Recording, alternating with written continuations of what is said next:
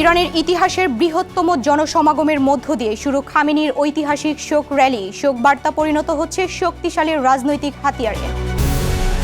Europe জুড়ে ছড়িয়ে পড়ছে রেকর্ড ভাঙা তাপপ্রবাহের সাথে ভয়াবহ দাবানল, পুড়ে ছাই হাজার হাজার হেক্টর বনাঞ্চল ও ফসলি জমি। 290 কিলোমিটার বেগে মার্কিন দ্বীপপুঞ্জে আঘাত হানল সুপার টাইফুন বাভি, নিহত অন্তত 5 জন, ভয়াবহ ক্ষতির আশঙ্কা। এবং 12,000-এর বেশি প্রবাসীকে নিজ দেশে ফেরত পাঠিয়েছে সৌদি আরব। মালয়েশিয়ায় অভিযান চালিয়ে বাংলাদেশি সহ 200 অভিবাসীকে আটক। বিশ্বজুড়ে ঘটে যাওয়া দিনের গুরুত্বপূর্ণ ঘটনাবলী নিয়ে আরটিভির নিয়মিত আয়োজন সারাদিনের বিশ্বে আপনাদের সঙ্গে আছি আমি সুমাইয়া ইসলাম মৌ। ইরানের ইতিহাসের বৃহত্তম জনসমাগমের মধ্য দিয়ে রাজধানী তেহরানে শুরু হয়েছে প্রয়াত সর্বোচ্চ নেতা আয়াতুল্লাহ খামেনির ঐতিহাসিক শোক র্যালি।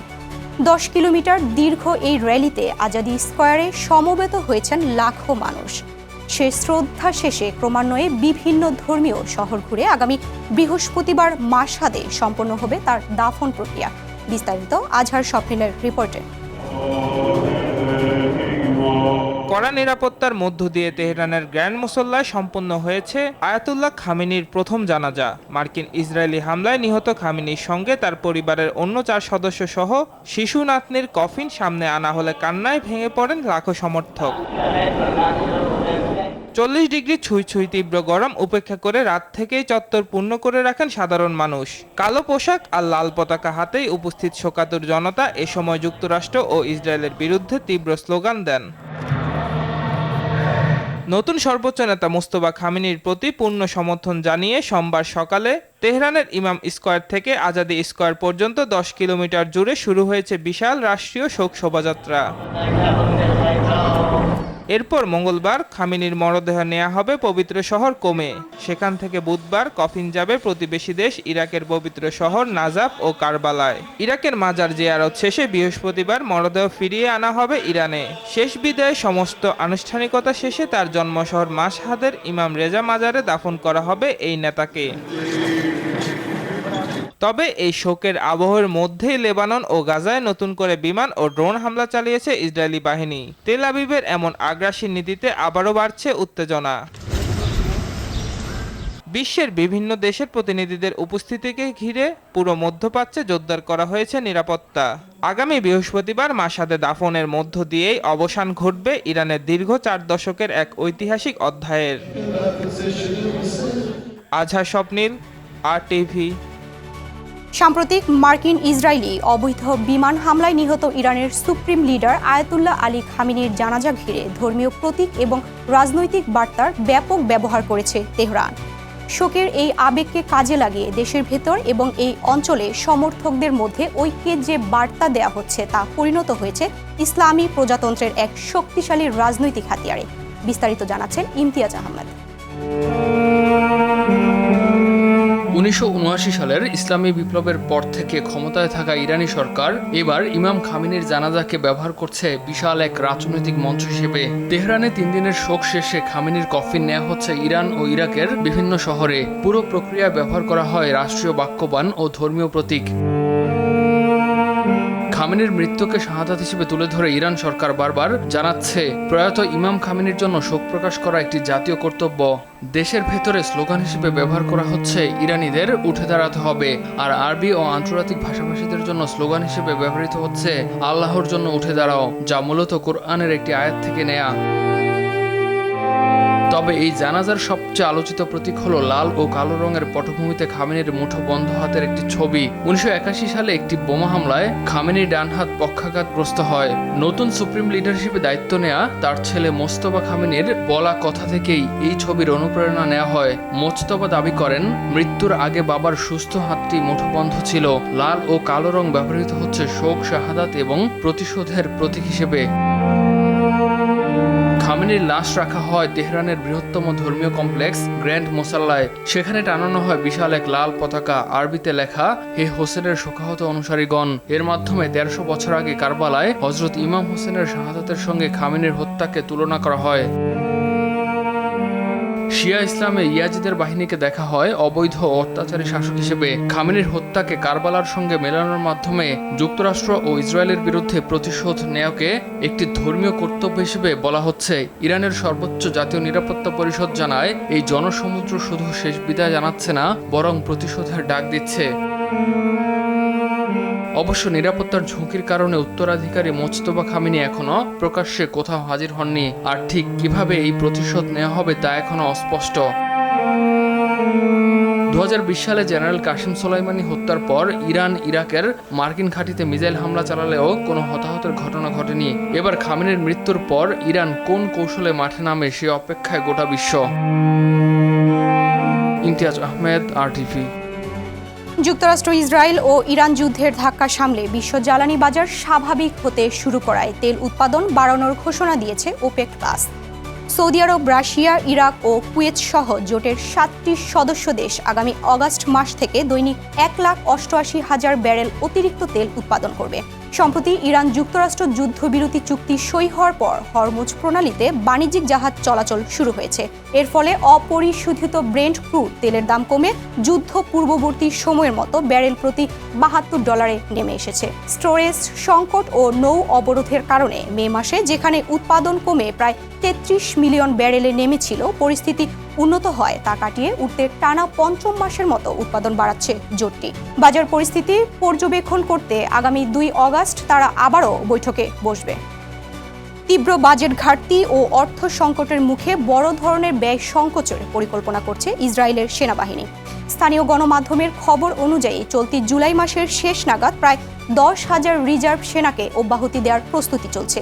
বর্তমানে সক্রিয় প্রায় 60,000 রিজার্ভ সেনার সংখ্যা কমিয়ে 50,000-এ নামিয়ে আনার এই পরিকল্পনার মূল কারণ সামরিক ব্যয় অস্বাভাবিকভাবে বৃদ্ধি পাওয়া। প্রতিরক্ষা বাজেটের আকার নিয়ে দেশটির অর্থ ও প্রতিরক্ষা মন্ত্রণালয়ের মধ্যে তীব্র মতবিরোধের জেরে এই সিদ্ধান্ত নেওয়া হয়েছে। এমন সিদ্ধান্তে অধিকৃত পশ্চিম তীর এবং সামরিক সদর দপ্তরের আঞ্চলিক প্রতিরক্ষা ও নিরাপত্তা ব্যবস্থায় বড় ধরনের প্রভাব পড়তে পারে বলে মনে করছেন সংশ্লিষ্টরা।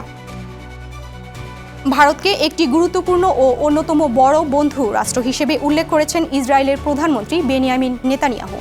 ফক্স নিউজকে দেয়া এক সাক্ষাৎকারে তিনি বলেন, 140 কোটিরও বেশি মানুষের দেশ ভারত থেকে ইসরায়েল অসাধারণ সমর্থন পাচ্ছে। লেবাননে ইসরায়েলি সামরিক অভিযান এবং ইরান ইস্যুতে ওয়াশিংটনের সাথে তেল আবিবের কিছুটা মতপার্থক্যের গুঞ্জনের মধ্যেই এমন মন্তব্য করলেন তিনি। একই সঙ্গে মার্কিন প্রেসিডেন্ট ডোনাল্ড ট্রাম্পকে হোয়াইট হাউসে ইসরায়েলের ইতিহাসের সবচেয়ে বড় বন্ধু বলে উল্লেখ করেছেন নেতানিয়াহু।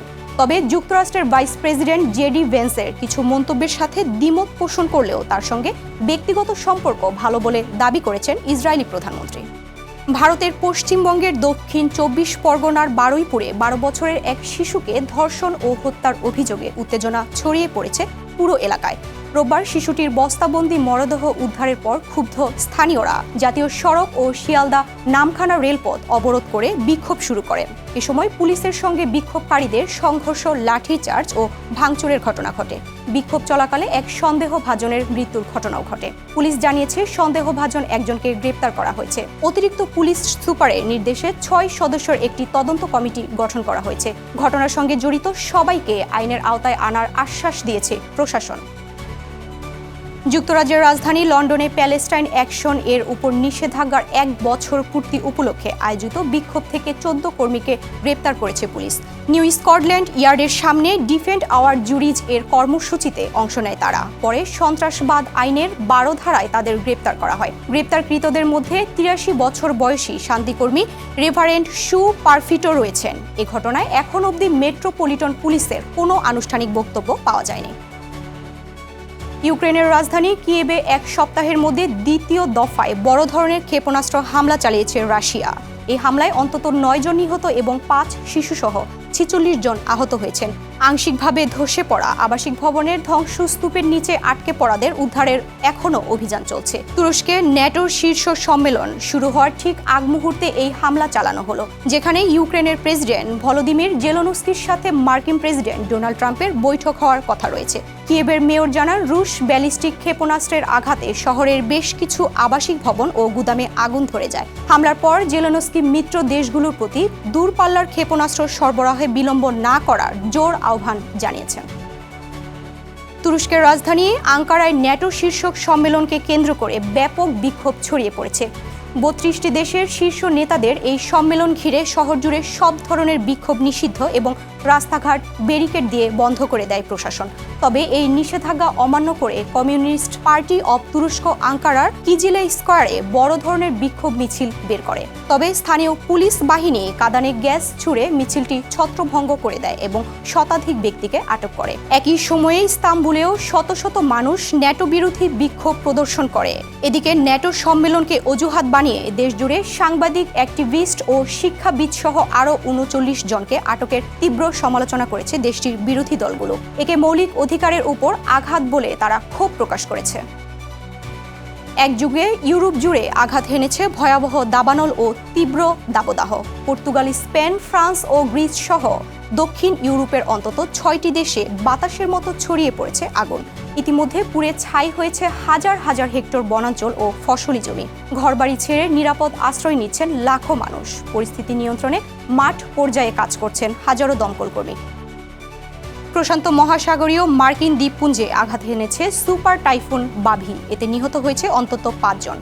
ঘন্টায় প্রায় ২৯০ কিলোমিটার গতির বাতাস ও প্রায় ৩৫০ কিলোমিটার বেগের দমকা হাওয়া নিয়ে আঘাত হানে এ সুপার টাইফুন। এর প্রভাবে মুষলধারে বৃষ্টিতে তছনছ হয় গুয়াম ও উত্তর মারিয়ানা দ্বীপপুঞ্জ। প্রবল এই ঝড়ের কারণে সাগর উত্তাল হয়ে উঠেছে। মার্কিন আবহাওয়া দপ্তর জানায় প্রায় ১১ মিটার উঁচু ঢেউ আছড়ে পড়তে পারে উপকূলে। এই ঝড়কে অত্যন্ত বিপজ্জনক হিসেবে বর্ণনা করা হয়েছে। উত্তর মারিয়ানা দ্বীপপুঞ্জে ইতিমধ্যেই বড় ধরনের ক্ষয়ক্ষতির খবর পাওয়া গেছে। ঝড়ের কবল থেকে বাঁচতে শেষ মুহূর্তে জরুরি আশ্রয় কেন্দ্রে ছুটে যাচ্ছেন বাসিন্দারা। স্পেনে অনিয়মিত অভিবাসীদের নিয়মিতকরণ কর্মসূচিতে ব্যাপক সাড়া মিলেছে। চলতি বছরের ১৬ এপ্রিল থেকে ৩০ জুন পর্যন্ত এই কর্মসূচির আওতায় ১১ লাখের বেশি আবেদন জমা পড়ে। মূলত তার সরকারি লক্ষ্যমাত্রার দ্বিগুণ। আবেদন যাচাই বাছাই চলাকালে ৬,০৯,৭০৭ জন অভিবাসীকে সাময়িক কাজের অনুমতি দেওয়া হয়েছে। তাদের মধ্যে ৩০ জুন অবধি ১,৬০,০০০ জন আনুষ্ঠানিকভাবে কাজ শুরু করেছেন। ইতিমধ্যে ১১,০০০ আবেদনকারীর ১ বছরের জন্য বসবাসের অনুমতি পেয়েছেন। সরকার জানিয়েছে অ্যাবেদনকারীদের বেশিরভাগই ল্যাতিন আমেরিকার বিভিন্ন দেশ থেকে আসা অভিবাসী। তাদের মধ্যে ৮১% বয়স ৪৫ বছরের নিচে এবং ৫৭%ই নারী। মূলত ২০২৫ সালের ৩১ ডিসেম্বরের আগে অভিবাসনকারীদের অন্তত ৫ মাস স্পেনে থাকতে হবে এবং কোনো অপরাধের জড়িত থাকা যাবে না, এমন শর্তে আবেদনপত্র গৃহীত হয়। সৌদি আরবে অবৈধ অভিবাসীদের বিরুদ্ধে অভিযান জোরদার করা হয়েছে। গত এক সপ্তাহে ১২,২৯২ জন অবৈধ অভিবাসীকে নিজ দেশে ফেরত পাঠিয়েছে দেশটির প্রশাসন। একই সঙ্গে আবাসন, শ্রম ও সীমান্ত আইন লঙ্ঘনের অভিযোগে আটক আরও ২৭,০০০-এর বেশি মানুষের বিরুদ্ধে আইনি প্রক্রিয়া চলছে। এদের মধ্যে ১৬,০০০-এর বেশি অভিবাসীকে ট্রাভেল পারমিট বা আউটপাস সংগ্রহের জন্য নিজ নিজ দূতাবাসে পাঠানো হয়েছে। গত ২৫ জুন থেকে ১ জুলাই পর্যন্ত চালানো এই যৌথ অভিযানে মোট ১৫,৫৯১ জনকে আটক করা হয়েছে। অবৈধভাবে সীমান্ত পারাপার এবং অভিবাসীদের আশ্রয় বা পরিবহন সুবিধা দেওয়ার অপরাধেও বেশ কয়েকজনকে গ্রেপ্তার করা হয়েছে। অবৈধ অভিবাসীদের সহায়তাকারীদের সর্বোচ্চ ১৫ বছরের কারাদণ্ড ও ১০ লাখ রিয়াল জরিমানার হুঁশিয়ারি দিয়েছে সৌদি স্বরাষ্ট্র মন্ত্রণালয়। মালয়েশিয়ার রাজধানী কুয়ালালামপুরের একটি মার্কেটে ব্যাপক অভিযান চালিয়ে বাংলাদেশি সহ ২০০ অবৈধ অভিবাসীকে আটক করেছে দেশটির অভিবাসন বিভাগ। স্থানীয় বাসিন্দাদের অভিযোগের ভিত্তিতে টানা ২ সপ্তাহ নজরদারি শেষে অপকুটিপ নামের এই যৌথ অভিযান চালানো হয়। আটককৃতদের মধ্যে বাংলাদেশ, ইন্দোনেশিয়া ও পাকিস্তান সহ ৭টি দেশের অন্তত ১২৫ জন পুরুষ ও ৭৫ জন নারী রয়েছেন। তাদের বিরুদ্ধে বৈধ কাগজপত্র না থাকা এবং ভিসার মেয়াদ শেষ হওয়ার পরও অবস্থানের অভিযোগ রয়েছে। মালয়েশীয় কর্তৃপক্ষ জানিয়েছে এবার শুধু অবৈধ অভিবাসী নয়, বরং তাদের নিয়োগকর্তা, আশ্রয়দাতা ও দালাল চক্রের বিরুদ্ধেও কঠোর আইনি ব্যবস্থা নেওয়া হবে। ভারতের বাণিজ্যিক রাজধানী মুম্বাইয়ে টানা ভারী বর্ষণে ১০ জনের মৃত্যুর ঘটনা ঘটেছে। এতে সেখানকার জনজীবন বিপর্যস্ত হয়ে পড়েছে। লোহাগড়া নামক এলাকায় ভূমিধসে একটি পরিবার আটকা পড়ায় চলছে উদ্ধার অভিযান। অতি বৃষ্টি ও দমকা হওয়ার আশঙ্কায় মুম্বাই, থানে, পালঘর ও রায়গড়ে রেড অ্যালার্ট জারি করেছে আবহাওয়া বিভাগ। বন্ধ রাখা হয়েছে সেখানকার স্কুল কলেজ। স্থগিত হয়েছে মুম্বাই বিশ্ববিদ্যালয়ের সকল পরীক্ষা।